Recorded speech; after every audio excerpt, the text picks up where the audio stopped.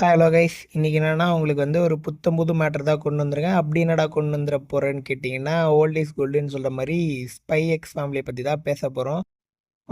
அனிமேனா இதான் அனிமே அப்படின்னு நான் சொல்ல மாட்டேன். ஆனால் சொல்ல போனால் மிரட்டலான அனிமே, ஒர்த்தான அனிமே பார்க்குறதுக்கு ஃபஸ்ட்டு சீசன் ஃபுல்லாக ஒரே நாளில் முடிகிற அளவுக்கு வெறி கொண்ட வேங்கை மாதிரி பார்க்கலாம் இந்த அனிமேவை.